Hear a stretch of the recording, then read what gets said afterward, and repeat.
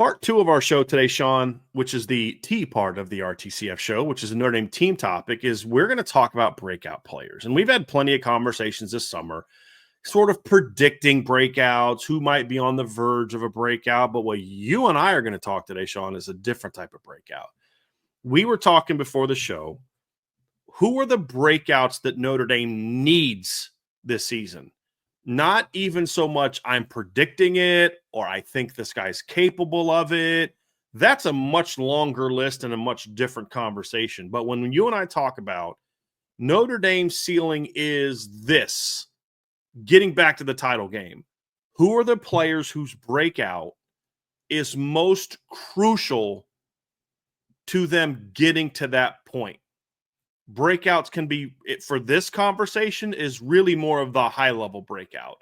A guy becoming a star, or a guy who was a starter or role player becoming an impactful player. This isn't like this guy stepping into that number 3 role or that number 2 role. These are guys that they really need to step up as playmakers. And we're going to begin on the offensive side of the ball, Shaun. And we're going to talk a little bit about the players on offense that we think have the best shot to be that player. And we're not going to start where a lot of people think we are. We're not going to start with behind center.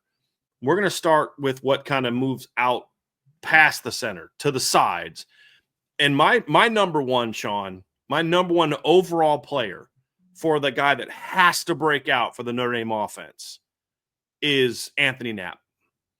And this isn't about whether you think he can, whether you think he will, whether you think he should be the left tackle. Like, that's an irrelevant conversation at this point in time. Anthony Knapp's the starting left tackle of Notre Dame. And Anthony Knapp is a player with talent, with strength, with different skills. Is he a tackle or is he not a tackle? That's a conversation we've had a bunch of times. This is different. This is, the tools are there. He was a 4.5-star upside player on my breakdown, which is that on my list, which is a top 50 national player. It's, could he get there? The reality is Notre Dame needs him to get there now. They need Anthony Knapp to go from a flashy but very inconsistent true freshman at left tackle to a consistent difference maker, to where the Louisville game, the Indiana game, those type of blocks, you think of the 98-yard touchdown run, go watch Anthony Knapp destroy Mikael Kamara on that play and open up that run lane. The game here and there where he was good in pass pro, they need that to become the norm for Anthony Knapp. I don't know if there's a single individual player, in my opinion, that can have a bigger impact on this team becoming a dominant offense than Anthony Knapp, of someone who isn't there yet. So obviously Jeremiah Love is just, dude, keep doing what you're doing. Jaden Greathouse, just build on what you did last year. Will Paulding, go back and do what you did 2 years ago at LSU. You know, Billy Schrouth, like, you do this. Ashton Craig, stay healthy. But like a guy that's got to raise his level of play, I don't know if there's anyone more important to this offense as an individual than Anthony Knapp, becoming that dominant player that we all know Joe Rudolph thinks he's going to be. And this is a chance for Coach Rudolph's evaluations of offensive linemen to get a boost if Anthony Knapp becomes that kind of player. Because now it's like, see, he caught all this heat for having him at left tackle. Now look what the kid has become. Like, I think, and then also practically speaking, with a first-year starting quarterback, I think Notre Dame's going to be really good up the middle. The edges, a little bit more of a question mark. Left tackle and pass pro, major question mark based on what we saw from him last season. But if he can be that consistent good player there and remain a dominant run blocker, I think he has a monster impact on this offensive line. If they're going to be a Joe Moore Award contender, he's got to step up and be that guy. If they're a Joe Moore Award contender, this offense is going to be really hard to stop. If this offense is really hard to stop, this team becomes very, very, very hard to beat. And that's why Anthony Knapp is where I'm starting the sucker. And you can start there because that's a good anchor for the conversation, and then I'll extend it, and you kind of open the door to it. I think both tackles are vitally important. I think both tackles have been viewed by several outlets as potential guys. You have Emil Wagner that's on the Outland watch list, along with Billy Shroud. Like you said, Billy Shroud, even with the injury to Charles Jagasaw and Sullivan Absher going in at right guard, you feel good about guard to guard. If these tackles, Anthony Knapp and Emil Wagner, can both take that step forward, particularly in pass pro, it is really going to settle things down for the young quarterback to be able to ease into his game and to be able to develop week to week without having to worry about whether or not the line is going to protect him. That's the last thing you want your young quarterback thinking about. So I agree with you totally. That right there, that's a great anchor point for guys in positions or players that need to take that next step and be really good or become stars. You can start with Anthony Knapp and then extend it to Emil Wagner, because both of those tackles, it is I can't even really quantify how important it is that they become really good bookends on that offensive line. It's vitally important. Huge. Yeah. Shaun, I don't know about you. I have a confidence in the interior of the line that it's going to be good. I thought Billy Shroud was solid at times last year. He was always solid, and at times he was really good. He was rarely bad. I think like when he first came back from the injury, the Navy game, there were some rough moments, but overall he was pretty solid. I thought he had a rough first half against Penn State, and I thought second half he was very good against Penn State. But overall, Billy did his job coming back from an injury. Now going into his really second full year as a starter, third year of getting starts, I just feel like he's going to be really good. I think Ashton Craig has always been good. Whenever Ashton Craig has played, he's been really good. It's just stay healthy. If your biggest question mark as far as who's going to start is Sullivan Absher, you're pretty good on the O-line up the middle. And even if he's just okay, you're going to get Charles Jagasaw back at some point. And if Sullivan Absher can handle the job, then I guess you're going to have to move Gerby Lambert inside to guard and let him, his 6'7", 335-pound, long, talented, athletic self play some guard until Jagasaw comes back. I'm just not worried about the inside. I think your point about them needing the tackles to become those consistent bookends in pass pro, I'm not worried about them in the run game. Guys, Notre Dame ran for over 200 yards a game last year and finished in the top 10 in yards per carry with the hot mess that went on the offensive line all year, with guys coming in and out and 6 career starts. The one thing Joe Rudolph proved to me last year is he can get this offensive line to run block pretty well. Now, I want to see a little better in the postseason, but again, that was partly because teams were just saying, we're going to put everything we've got stopping your run game because we know you can't beat us throwing the football.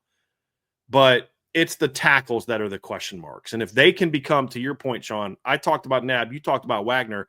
If these young quarterbacks can drop back and just feel comfortable, like I'm not worried about pressure, they're going to be so much better, which has a big impact on it. And then speaking of the young quarterbacks, they need some big-time weapons to throw to as well. And a guy that I think has to step up for Notre Dame this year and has to stay healthy for Notre Dame this year is Eli Raridan. I think he's a very important piece to this puzzle.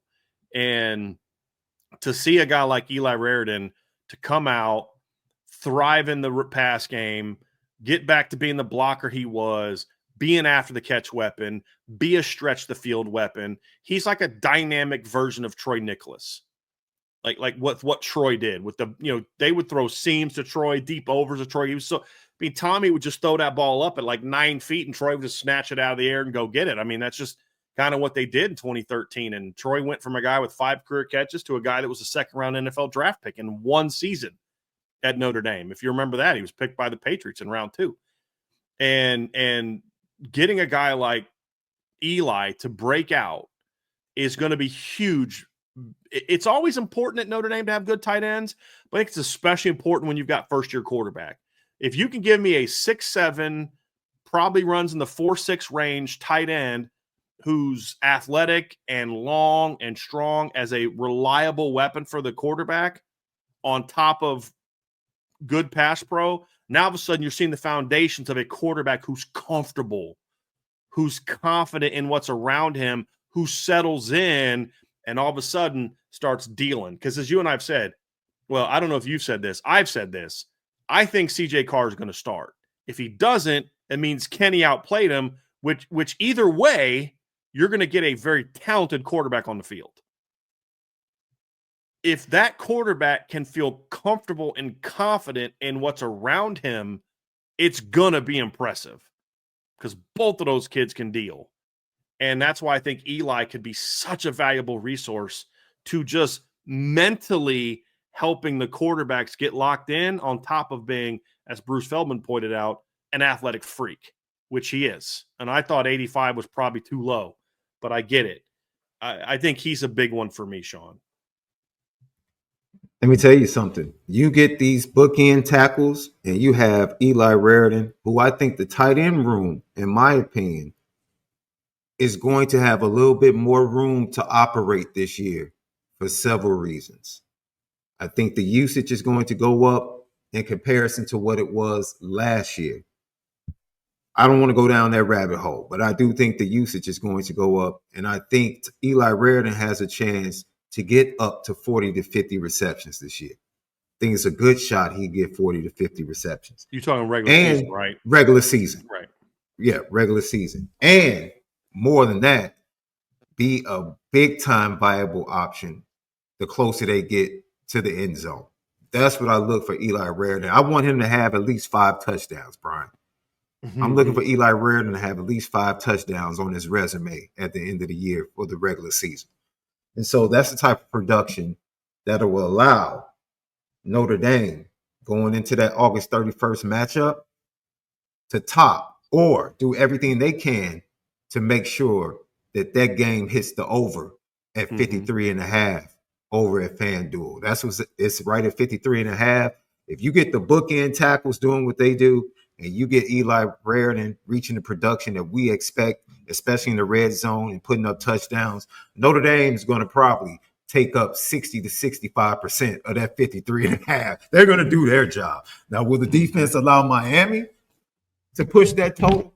Who knows? But I expect Notre Dame to do a lot of damage as far as that game going over the under at 53 and a half over at FanDuel. Yeah. That I said, okay, they're expecting a little bit more points to be scored in this game than I thought was going to be. What was the I haven't seen the spread on that one yet, but that was an interesting one. Minus 2.5. Notre Dame's minus 2.5 right now. Yeah. And I know you had another pass catcher that you wanted to talk about, Shaun, as well. Well, look, one could say Jaden Greathouse, but I think Jaden Greathouse and Jordan Faison have pretty much showed. Like, Jordan Faison was the guy against Indiana and Georgia that really took a step forward. And then Penn State and Ohio State, Jaden Greathouse blossoms right before our very eyes. So I think both of those guys are solid, in my opinion. You know what you want, what you're going to get. But Malachi Fields, ladies and gentlemen, if he becomes that dude, if he just does what he did at Virginia for Notre Dame the past 2 years, the passing game is cooking with grease. First of all, because he's playing with more talented signal callers and throwers of the football.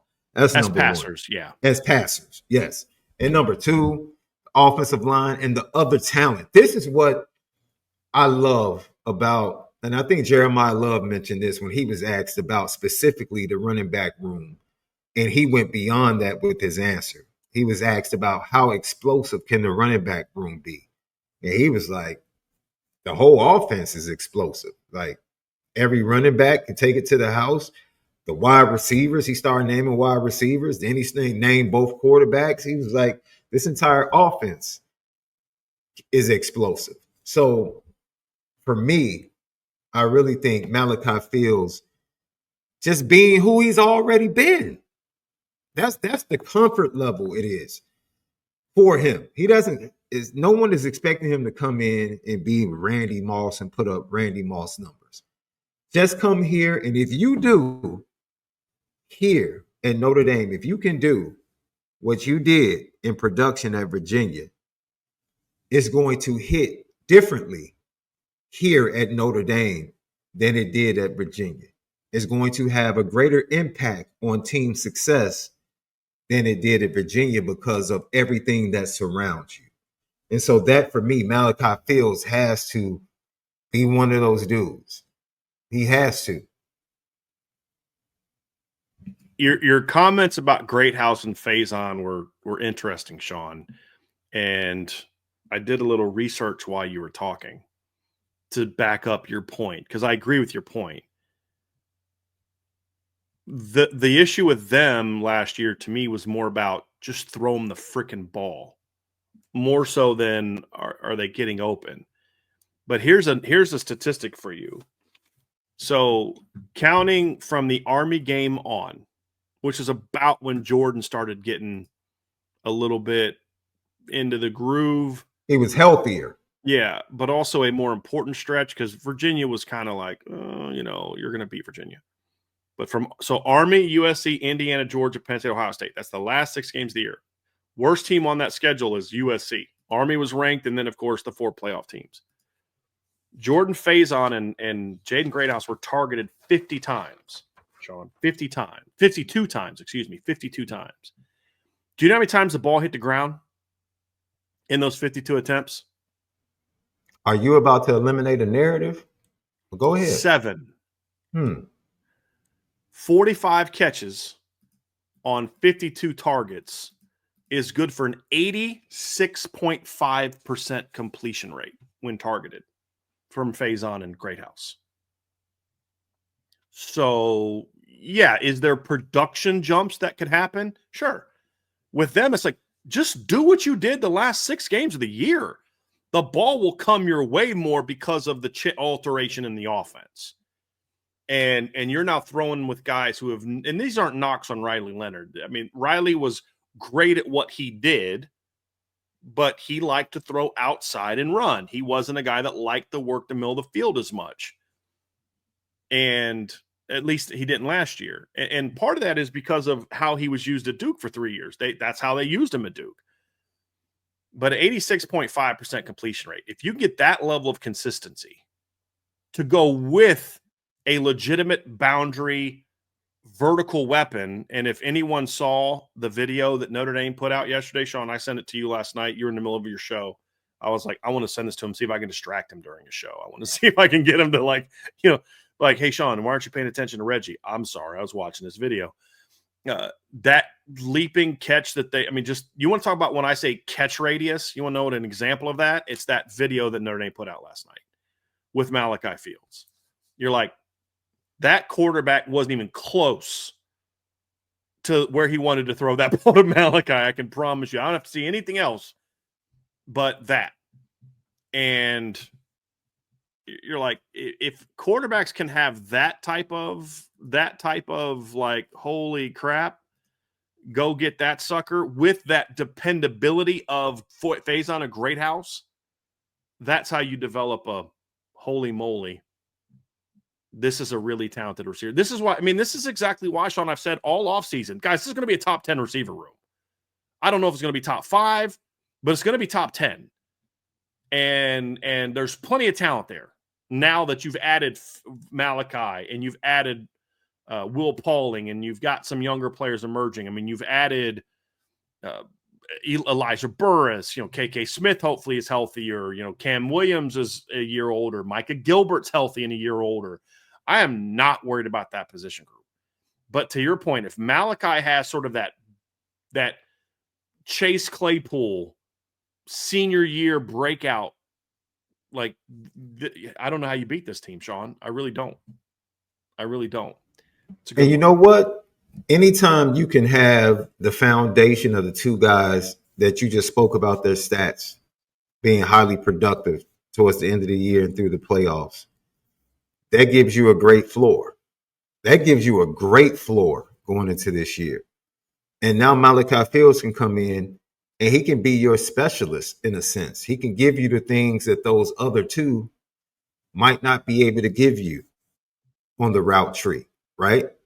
You could allow Jordan Faison to do what he does.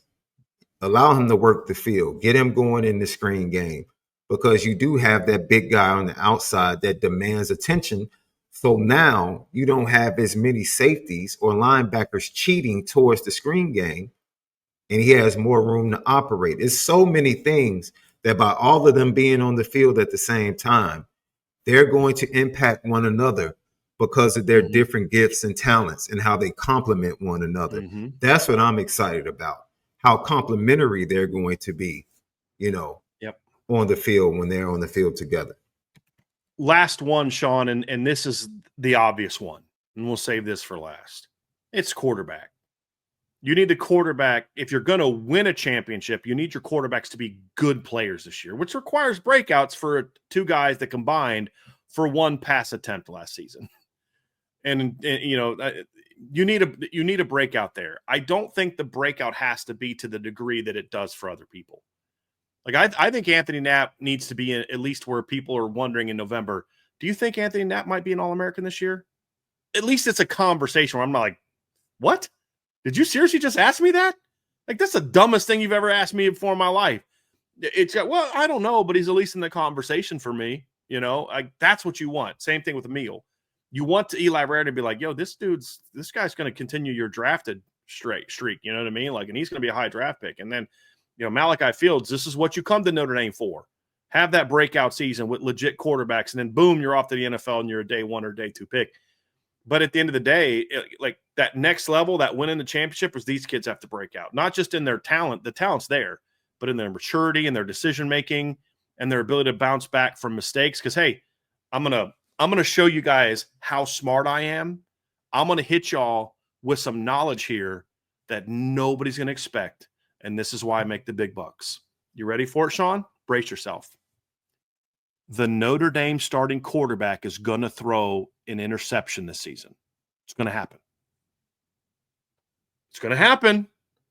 And after we're all done freaking out about it, he's going to throw a second interception in a game. It's going to happen. But how do they bounce back from it?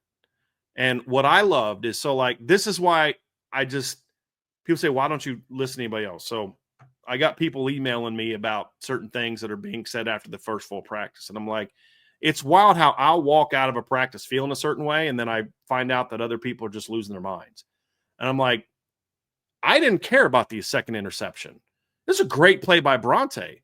But what Trevor and I said when we looked at each other after that was, I want to see what CJ does to bounce back. And we wanted to see what Kenny does after he gets picked off by Adon. And it was the way they bounced back that should have been the story coming out of practice. Neither of them allowed their mistakes to snowball into further mistakes. The next throw that CJ Carr made, for example, was an absolute dime to Jaden Greathouse for a big play. And I'm pretty sure Kenny had one of his better throws, a throw or two after his interception by Don Schuler. And it's like CJ got hot after that. And then his third pick was hitting a guy in the hands and it jumping up in the air. So it's about, can they handle when those mistakes happen to where it doesn't send them down. Those things are things that I want to see, because they're going to need that if this team is going to reach its full potential. And that's why I say they're also last, because I don't think their breakout is the number one priority, because if all these other things happen, they're in an Everett Golson, you're riding the bus, not driving the bus scenario. And that's why we didn't start with the quarterbacks, because I don't think they need to break out as much as the tackles or Eli or Malachi. It's, you got these dudes all around you. Just do your job, man. If the throw is a 5-yard easy access throw to Malachi Fields, take it. If it's Jaden Greathouse in a one-on-one, bro, this ain't that complicated. Throw it to him. We're going to get you screen calls to Jordan Faison. You literally have no read on that one. Just throw it to him. We're going to make this as easy as possible for you. Now just go execute. And that's why I think those other breakouts are even more important than quarterback. Quarterback's the easy one to go to, but it's not the most important. It's the final piece. That's the key for me. And you talk about it being the final piece. Guess what else, Bryan? The starter will be a better football player next year. Well, heck, by November. It's like, yeah, that goes to that patience. Like, have patience. This team is going to win games. Mm-hmm. They're going to win games. Have patience with the starting quarterback. I was talking to Malik on the show, and I asked him, Bryan, I said, you know what? It's a pretty good chance that whoever starts at quarterback is going to have the same pathway you had. He said, what do you mean? I said, they're probably going to come out and play crazy the first game against Miami. 75% completion percentage, 310 yards, 3 touchdowns. Then they'll go and they'll have film. Somebody will have film on them the next week. They're going to the second game and they'll struggle to start the game. And then they'll start to catch their rhythm. I said, hopefully they won't get injured and they'll continue to ride the wave of catching the rhythm and end up responding to adversity the way they have been. I mean, that's what they've been talked to about. Marcus Freeman's talked to them about it. Mike Denbrock's talked about it. Gino Gaduli's talked about it. Like, I'm not worried about the mistakes. That's what Gino said, especially early in camp. How do you respond? How do you get better? You just echoed that. That's probably something that's going to happen, whether it's game 2 or game 3. There will be a game where it's going to be a rough start, and they're going to have to respond. And it's easy to respond when you have, this is something Malik was like, it was easy to respond when I got Will on the outside, I got this guy on the Breezy on the other side. You know, I lost Tarian, but I got CJ in the backfield now, and I got this beast of an offensive line in front of me. That helps me respond as well. And so this is what we're talking about. When we start with the anchor of the bookend tackles, we already know what the running backs are, and we talk about the floor of Jordan Faison and Jaden Greathouse, and then we talk about what could happen if Malachi Fields just simply does what he did at Virginia. Now you're talking about how much easier you make it, even after it being pounded into their ears, into the gateways in their hearts. Respond. Don't get caught on a mistake. Respond. It becomes that much easier when you put all of these pieces that we've talked about together before we got to the quarterbacks, that if they're doing their jobs, because of the talent that exists, the starting quarterback is going to find it very easy. I won't say very easy because football is hard to play. Easier. But it's going to be easier. Absolutely. It takes some of the burden to respond. Yes. Right. It's like last year, there were times Riley couldn't afford to make mistakes because they needed him to carry the team so much that he couldn't afford. I mean, when he would make mistakes, it's like the offense would sputter. I don't think you necessarily have that as much with this group because of what's around them. But if these other players, to wrap this up, Shaun, if these other players don't break out, if the tackles don't take that next step, if Eli doesn't take that next step, if the receivers don't take that next step, now the quarterback has to do more to carry this offense. And that's why I think the quarterback being last is intentional, because the other things are going to be more important. The more those guys break out, the less you need your quarterback to break out to a higher level where he has to carry the team. That's also going to be true for a lot of these first-year starting quarterbacks. Same thing at Ohio State. You know, that offensive line, the sooner they get up to speed and get going, the less pressure there is on Julian Sand, because he's going to then have, he's got weapons to throw to, but it's hard to throw to an open weapon when you're laying on your back. Or, hey, why didn't you throw the ball to Jeremiah Smith? Because I had to start running before he got out of his break. Same thing in Notre Dame. So I think it's going to be key. We're going to move on to defense next, but before we do, folks, do us a favor. You see that little thumbs up button down there right below us, right between me and Shaun? Go ahead and hit that for us. Like the show. Let us know you dig it, and we will continue to keep putting out more and more great content.